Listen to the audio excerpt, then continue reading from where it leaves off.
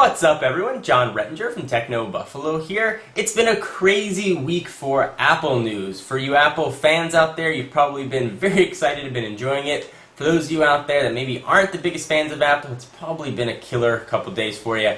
And it's about to get worse. Today, Apple announced that on April 8th, they will be hosting an event to give a sneak preview at iPhone OS 4.0. Now, iPhone OS 4.0 should be clarified because it's not just the iPhone OS anymore.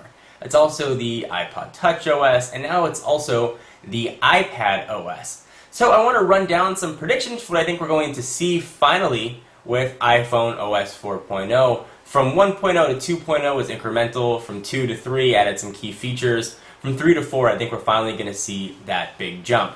It does appear as if in the past Apple has been listening to the detractors.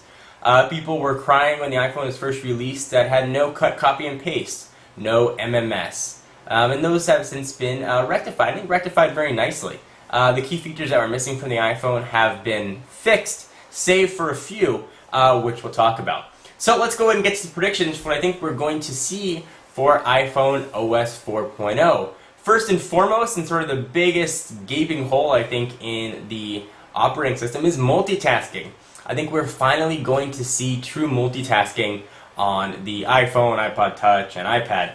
We'll call it the I devices. Finally, we're going to see true multitasking. We've seen it referenced in the kernels of some of the previous released devices, especially the iPad. We've seen even bits and pieces referenced in the SDK.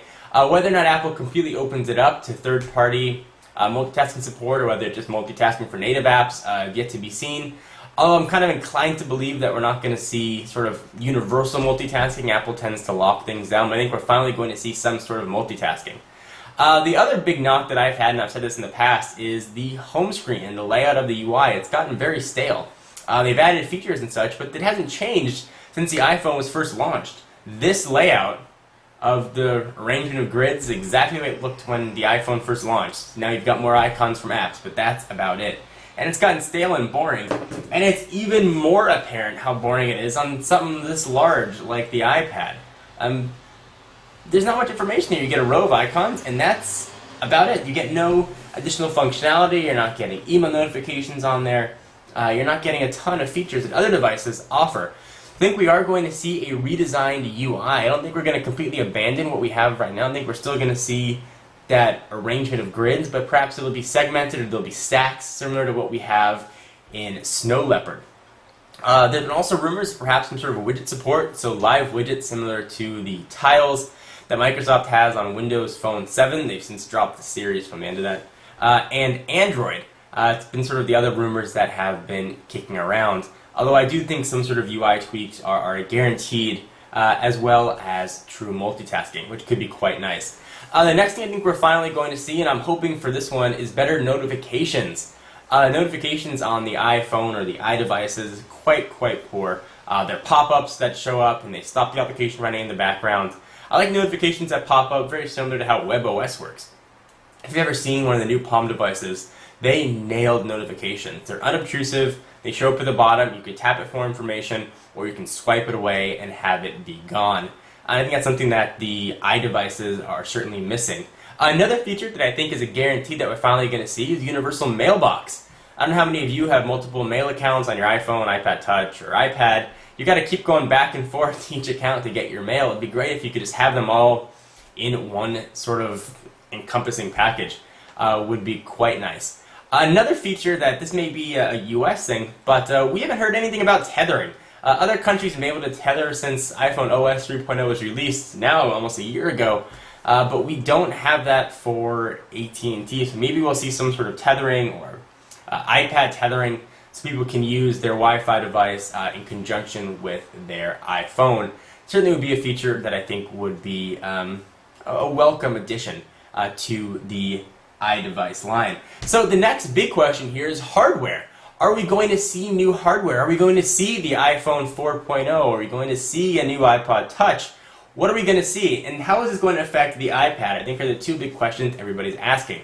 So are we going to see new hardware? I don't think so. I think we're going to see just the operating system shown on existing 3GS, iPod Touch, and iPad hardware.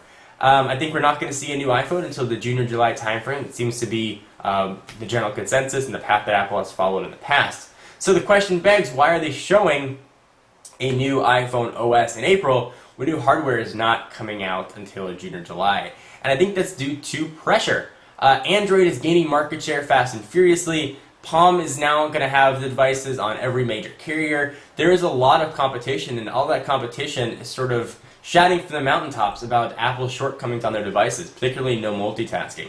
And I think that's sort of a way to circumvent that. It's people that are saying, well, my contract is up. Should I wait for the new iPhone? I think it's coming in June, or I don't really know. You know what? Maybe I'll just get a Nexus 1, or maybe I'll just pick up a Droid. Now people are going to be saying, well, all that new cool stuff is coming. It's worth waiting till June or July. And also I think Apple is doing this for another reason, to do with the iPad. People are waiting, I think, even though they sold 300,000 units, waiting to see what a Generation 2 device might bring. At least now people will be able to pick up an iPad saying, you know what, I know what the device is going to do now. And then come June or July, when you know what OS 4.0 is coming, they're going to know what the iPad is going to be capable of. It's going to add multiple features. Like I mentioned, the home screen range is just glaring on the iPad, with that much screen real estate not being used. You know, the lock screen has no information other than time and your signal reception, and that's about it, and that's things that really, really need updating. So guys, it got to be a bit of a long-winded video. I'm very excited about OS 4.0, and of course we'll be covering all of it in its entirety. What do you think we're going to see with OS 4.0? Is this finally going to be the operating system that silences the Apple critics, or is it just going to expose sort of more shortcomings with the platform? I'd like to hear from you. Sound off in the comments with a video response. Really curious what you guys have to say. Anyway, I'm John Rettinger from Techno Buffalo, and I'll see you in the next video. Bye-bye.